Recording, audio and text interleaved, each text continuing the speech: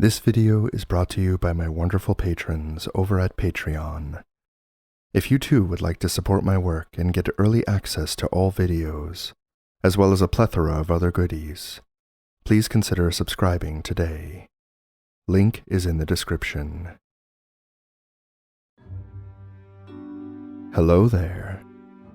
My name is John, and you found your way over to my little reading corner here on YouTube. Many people use these stories to help them relax or fall asleep. If that's you, then welcome. Lie back and get comfortable. For everyone else, I encourage you to stay a while and listen, or even read along with me if you have the text available. Be sure to leave a like and subscribe to the channel, and leave a comment letting me know where you're joining us from. These things help my channel immensely and bring these stories to more viewers like you. So with that, let's begin.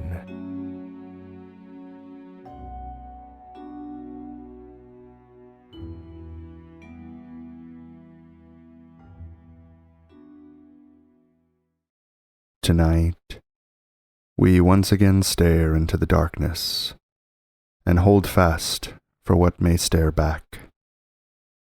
As we continue with Dracula by BRAM STOKER. Chapter 11. Lucy Westenra's Diary.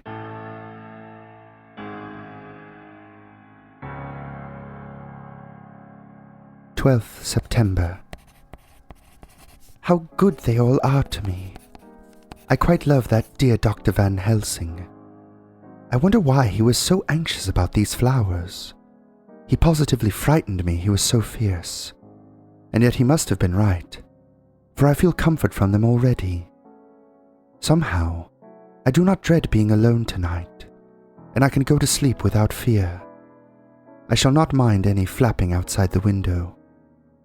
Oh, the terrible struggle that I have had against sleep so often of late. The pain of the sleeplessness, or the pain of the fear of sleep, with such unknown horrors as it has for me. How blessed are some people, whose lives have no fears, no dreads, to whom sleep is a blessing that comes nightly, and brings nothing but sweet dreams. Well, here I am tonight, hoping for sleep, and lying like Ophelia in the play, with virgin krantz and maiden struments. I never liked garlic before, but tonight it is delightful. There is peace in its smell. I feel sleep coming already. Good night, everybody. Dr. Seward's Diary. 13th September. Called at the Berkeley and found Van Helsing, as usual, up to time. The carriage ordered from the hotel was waiting. The professor took his bag, which he always brings with him now. Let all be put down exactly. Van Helsing and I arrived at Hillingham at 8 o'clock. It was a lovely morning. The bright sunshine and all the fresh feeling of early autumn seemed like the completion of nature's annual work. The leaves were turning to all kinds of beautiful colors, but had not yet begun to drop from the trees. When we entered, we met Mrs. Westenra coming out of the morning room. She is always an early riser. She greeted us warmly and said, "You will be glad to know that Lucy is better. The dear child is still asleep. I looked into her room and saw her, but did not go in, lest I should disturb her." The professor smiled and looked quite jubilant. He rubbed his hands together and said, "Aha! I thought I had diagnosed the case. My treatment is working." To which she answered, "You must not take all the credit to yourself, Doctor. Lucy's state this morning is due in part to me." "How do you mean, ma'am?" asked the professor. "Well, I was anxious about the dear child in the night, and went into her room. She was sleeping soundly, so soundly that even my coming did not wake her. But the room was awfully stuffy. There were a lot of those horrible strong-smelling flowers about everywhere, and she had actually a bunch of them around her neck. I feared that the heavy odor would be too much for the dear child in her weak state, so I took them all away and opened a bit of the window to let in a little fresh air. You will be pleased with her, I am sure." She moved off into her boudoir, where she usually breakfasted early. As she had spoken, I watched the professor's face and saw it turn ashen grey.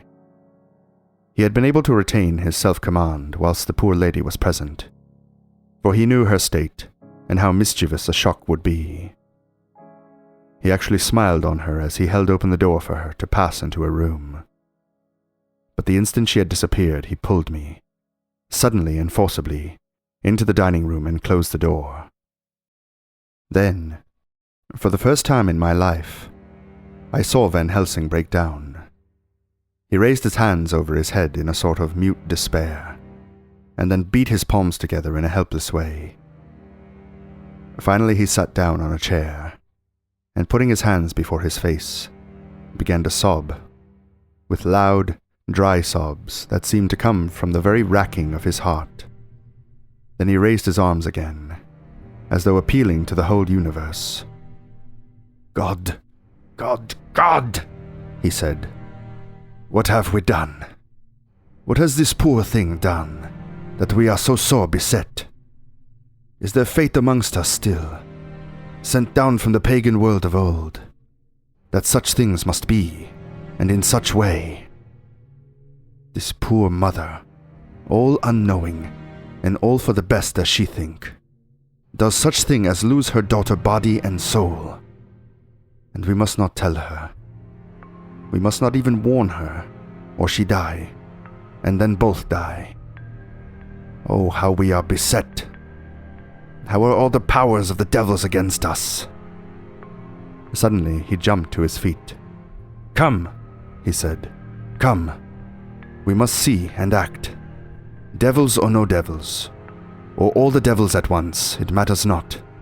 We fight him all the same." He went to the hall door for his bag, and together we went up to Lucy's room. Once again I drew up the blind, whilst Van Helsing went towards the bed. This time he did not start as he looked on the poor face with the same awful, waxen pallor as before. He wore a look of stern sadness and infinite pity.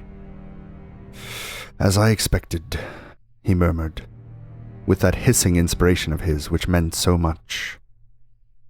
Without a word he went and locked the door, and then began to set out on the little table the instruments for yet another operation of transfusion of blood. I had long ago recognized the necessity, and begun to take off my coat, but he stopped me with a warning hand. "No," he said. "Today you must operate. I shall provide. You are weakened already." As he spoke, he took off his coat and rolled up his shirt sleeve. Again the operation. Again the narcotic. Again some return of color to the ashy cheeks, and the regular breathing of healthy sleep. This time I watched whilst Van Helsing recruited himself and rested. Presently, he took an opportunity of telling Mrs. Westenra that she must not remove anything from Lucy's room without consulting him, that the flowers were of medicinal value, and that the breathing of their odor was a part of the system of cure. Then he took over the care of the case himself, saying that he would watch this night and the next, and would send me word when to come. After another hour, Lucy waked from her sleep, fresh and bright, and seemingly not much the worse for her terrible ordeal. What does it all mean? I'm beginning to wonder if my long habit of life amongst the insane is beginning to tell upon my own brain. Lucy Westenra's diary. 17th September. 4 days and nights of peace. I am getting so strong again that I hardly know myself. It is as if I had passed through some long nightmare, and had just awakened to see the beautiful sunshine and feel the fresh air of the morning around me. I have a dim, half-remembrance of long, anxious times of waiting and fearing. Darkness in which there was not even the pain of hope to make present distress more poignant. And then long spells of oblivion, and the rising back to life as a diver coming up through a great press of water. Since, however, Dr. Van Helsing has been with me, all this bad dreaming seems to have passed away. The noises that used to frighten me out of my wits, the flapping against the windows, the distant voices which seemed so close to me, the harsh sounds that came from I know not where, and commanded me to do I know not what, have all ceased. I go to bed now without any fear of sleep. I do not even try to keep awake. I have grown quite fond of the garlic, and a boxful arrives for me every day from Haarlem. And tonight, Dr. Van Helsing is going away, as he has to be for a day in Amsterdam. But I need not be watched. I am well enough to be left alone. Thank God for Mother's sake, and dear Arthur's, and for all our friends who have been so kind. I shall not even feel the change, for last night Dr. Van Helsing slept in his chair a lot of the time. I found him asleep twice when I awoke, but I do not fear to go to sleep again, although the boughs or bats or something flapped almost angrily against the window panes. The Pall Mall Gazette, 18th September. The Escaped Wolf. Perilous adventure of our interviewer. Interview with the keeper in the Zoological Gardens. After many inquiries and almost as many refusals, and perpetually using the words Pall Mall Gazette as a sort of talisman, I managed to find the keeper of the section of the Zoological Gardens in which the wolf department is included. Thomas Builder lives in one of the cottages in the enclosure behind the elephant house, and was just sitting down to his tea when I found him. Thomas and his wife are hospitable folk, elderly and without children, and if the specimen I enjoyed of their hospitality be of the average kind, their lives must be pretty comfortable. The keeper would not enter on what he called business until the supper was over, and we were all satisfied. Then, when the table was cleared, and he had lit his pipe, he said, "Now, sir, you can go on and arsk me what you want. You'll excuse me refusing to talk of professional subjects afore meals. I give the wolves and the jackals and the hyenas in all our section their tea afore I begins to arsk them questions." "How do you mean, ask them questions?" I queried, wishful to get him into a talkative humor. "Hitting of 'em over the head with the pole is one way. Scratching their ears is another. When gents as is flush wants a bit of a show-orf to their gals. I don't so much mind the fust, the hittin' with a pole afore I chucks in their dinner, but I waits till they've had their sherry and coffee, so to speak, afore I tries on with the ear-scratchin', mind ya," he added philosophically. "There's a deal of the same nature in us as in them there animiles. Here's you a-comin' and arskin' of me questions about my business, and I that grumpy like that only for your bloomin' £1/2 I'd a-seen you blowed fuss 'fore I'd answer. Not even when you arsked me sarcastic like if I'd like you to arsk the superintendent, if you might arsk me questions. Without offense. Did I tell you to go to L? You did. And when you said you'd report me for using of obscene language, that was hitting me over the head. But the £1/2 made that all right. I weren't a-going to fight, so I waited for the food, and did with my owl as the wolves and lions and tigers does. But Lord love ye, Art, now that the old human has stuck a chunk of her tea cake in me, and rinsed me out with her bloomin' old teapot, I've lit up. You may scratch my ears for all you're worth, and won't get even a growl out of me. Drive along with your questions. I know what you're a-comin' at. That ere escaped wolf." "Exactly. I want you to give me your view of it. Just tell me how it happened, and when I know the facts, I'll get you to say what you consider was the cause of it, and how you think the whole affair will end." "All right, Governor. This here is about the old story. That 'ere wolf, what we call Berserker, was one of 3 grey ones that came from Norway to Jamrach's, which we bought off him 4 years ago. He was a nice, well-behaved wolf, and never gave no trouble to talk of. I'm more surprised at him for wanting to get out nor any other animal in the place. But there, you can't trust wolves no more nor women. Don't you mind him, sir, broke in Mrs. Tom with a cheery laugh. He's got minded the animals so long that blessed if he ain't like a old wolf hisself. But there ain't no harm in him.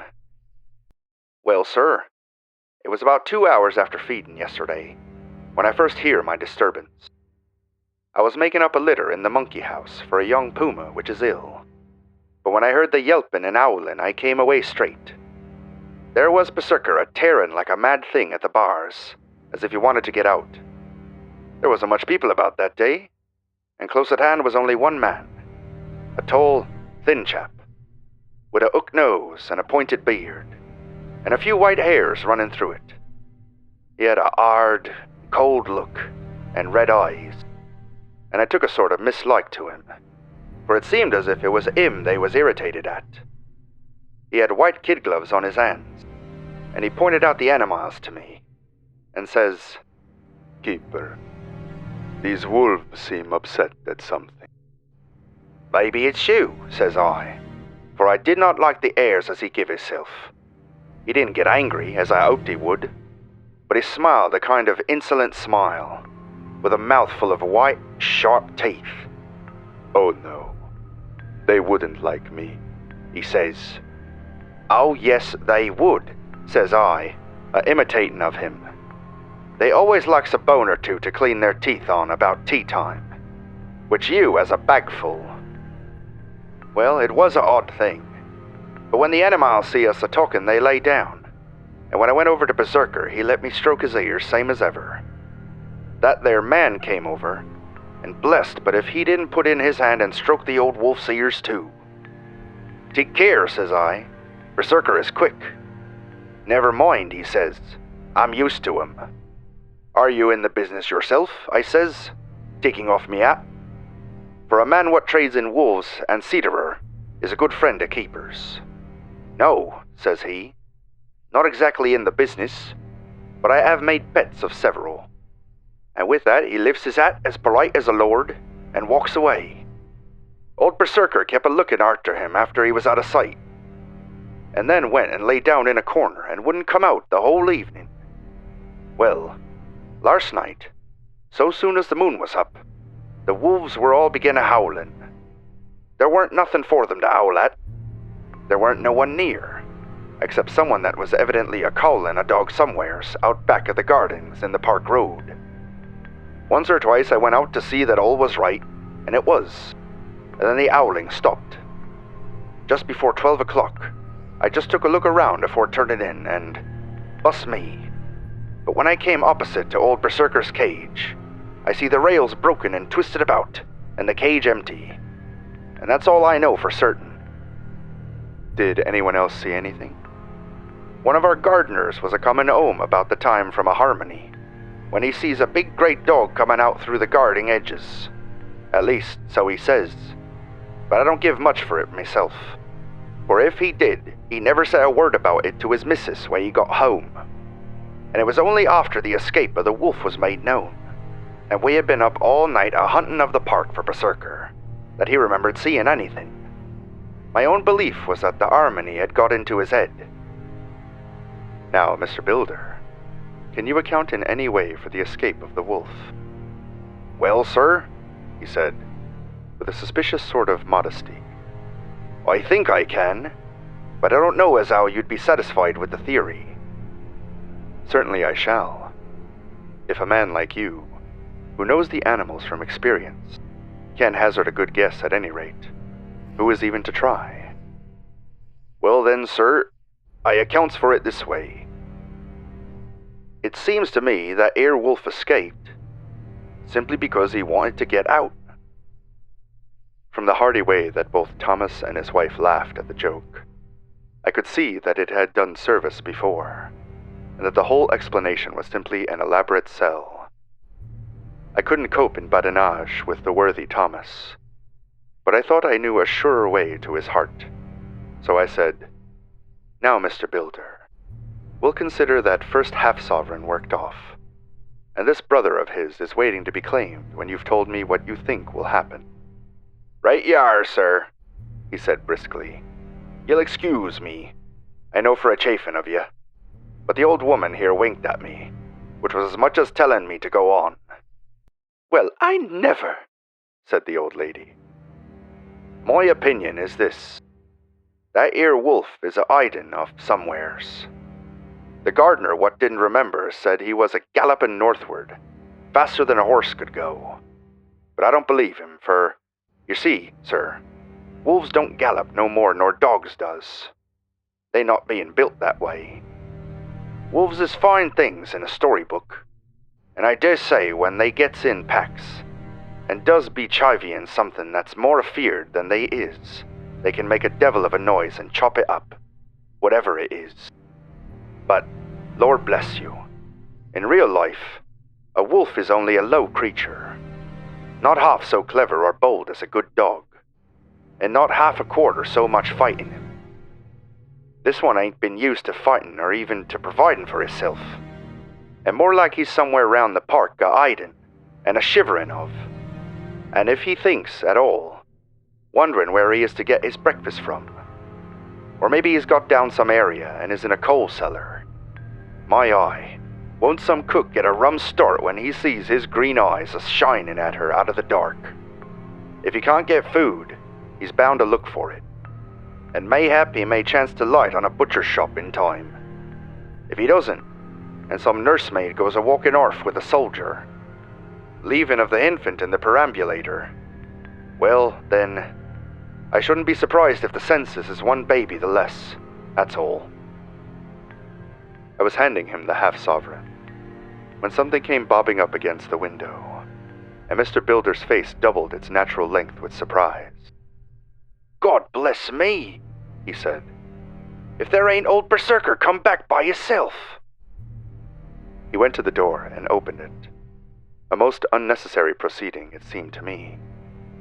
I have always thought that a wild animal never looks so well as when some obstacle of pronounced durability is between us. A personal experience has intensified rather than diminished that idea.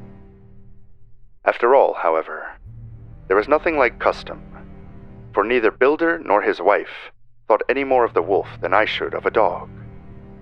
The animal itself was as peaceful and well-behaved as that father of all picture wolves, Red Riding Hood's quondam friend, whilst moving her confidence in masquerade. The whole scene was an unutterable mixture of comedy and pathos.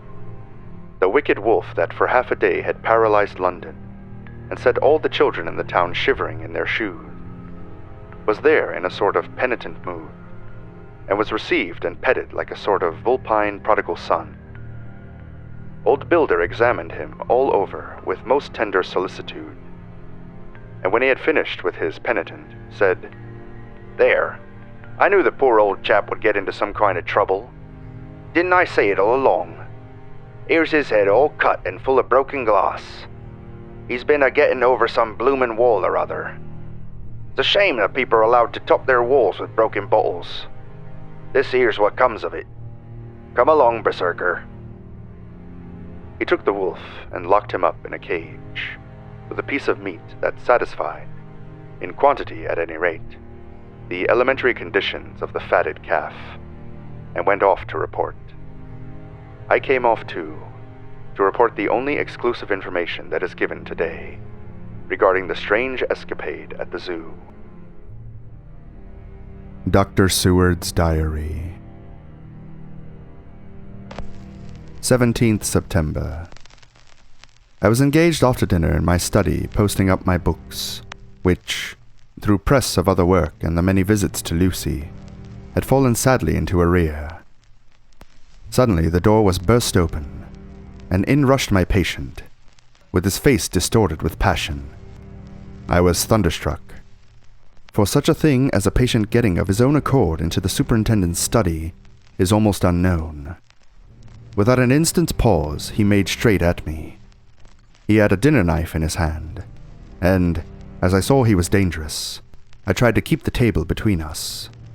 He was too quick and too strong for me, however, for before I could get my balance, he had struck at me and cut my left wrist rather severely. Before he could strike again, however, I got in my right and he was sprawling on his back on the floor. My wrist bled freely, and quite a little pool trickled onto the carpet. I saw that my friend was not intent on further effort, and occupied myself binding up my wrist, keeping a wary eye on the prostrate figure all the time.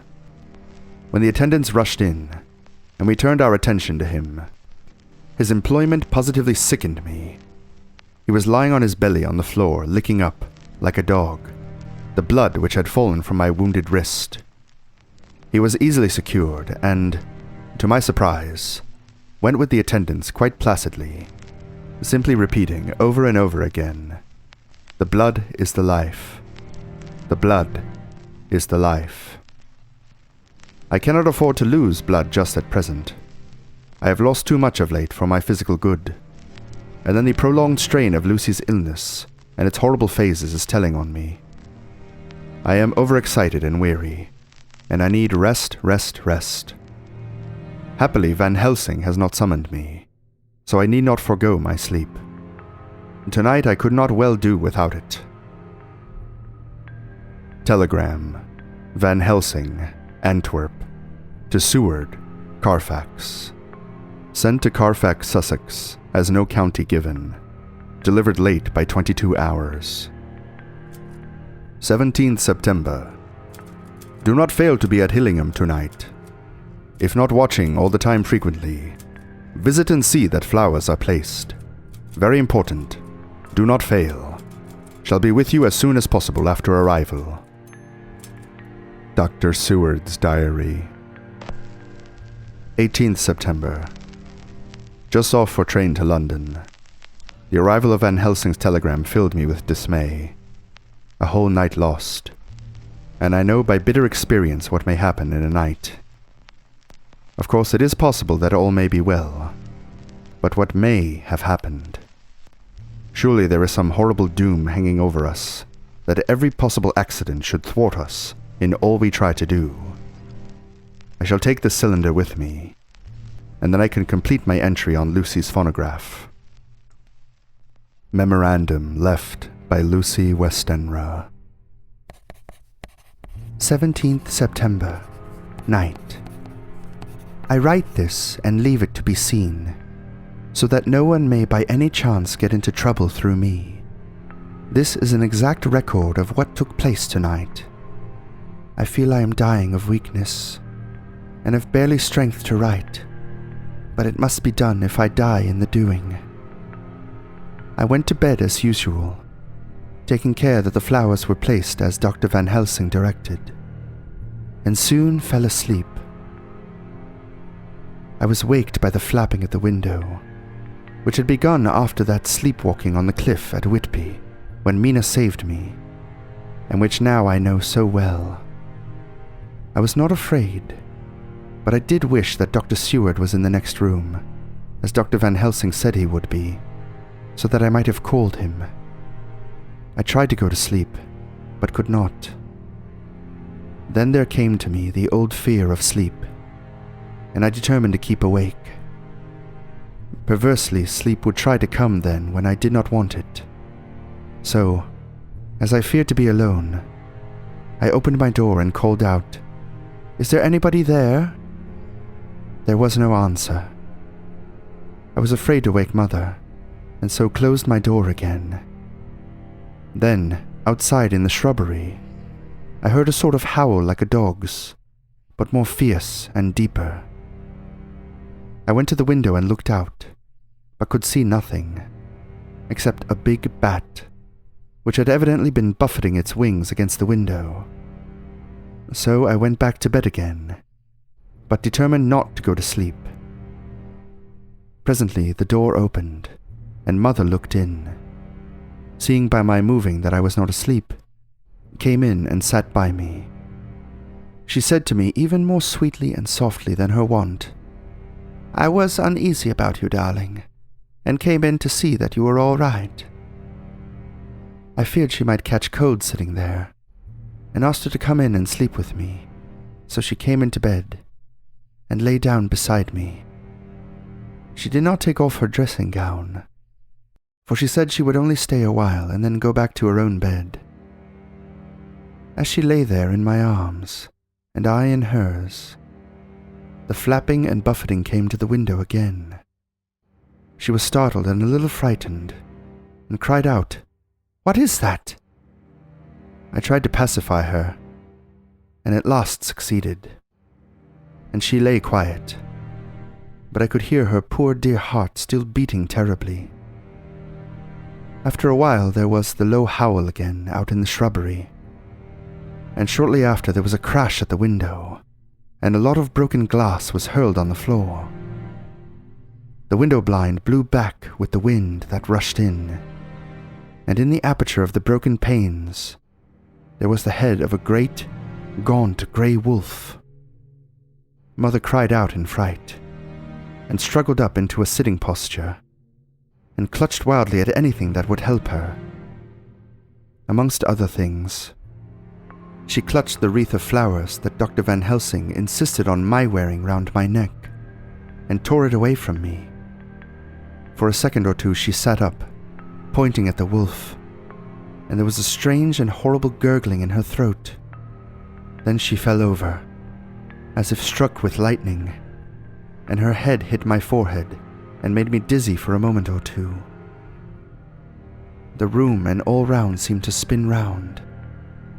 I kept my eyes fixed on the window, but the wolf drew his head back, and a whole myriad of little specks seemed to come blowing in through the broken window, and wheeling and circling round like the pillar of dust that travellers describe when there is a simoom in the desert.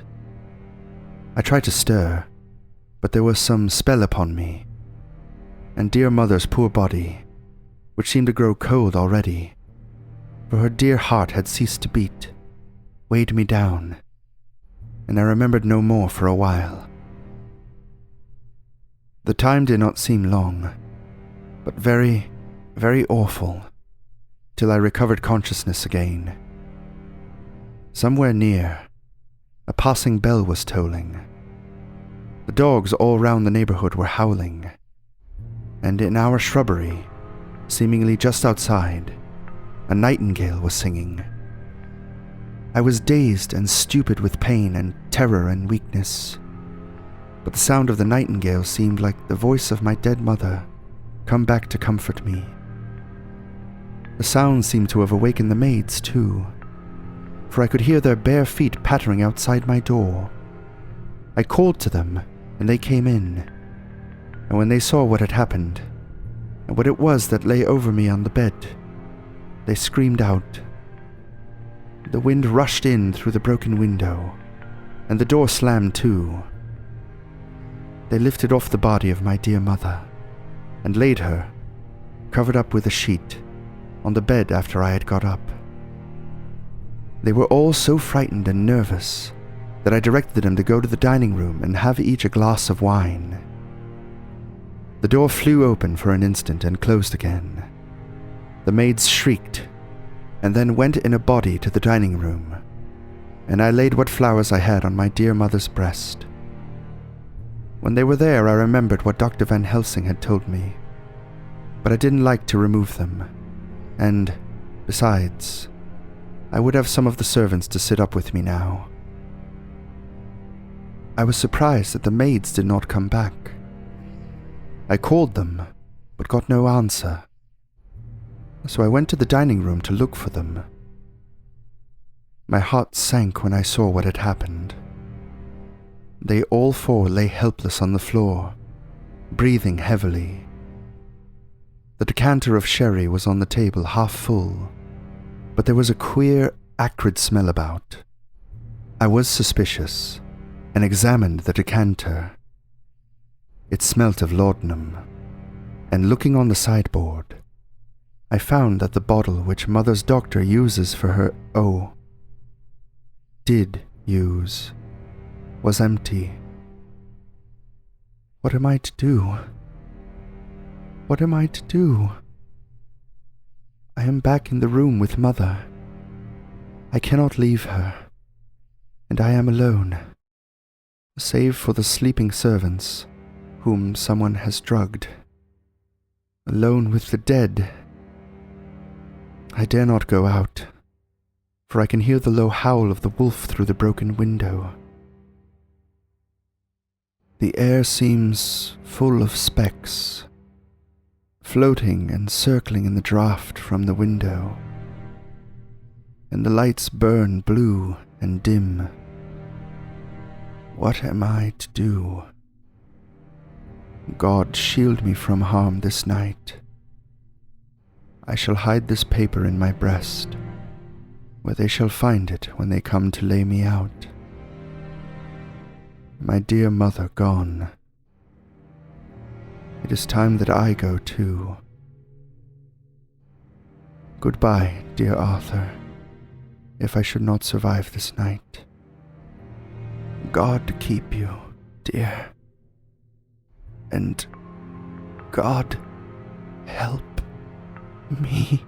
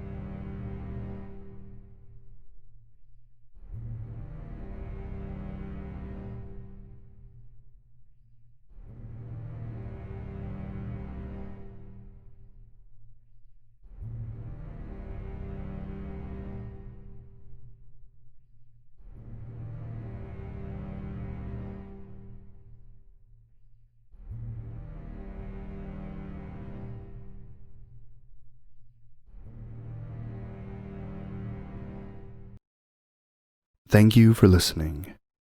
If you enjoyed this sleep story, feel free to leave a like and a comment.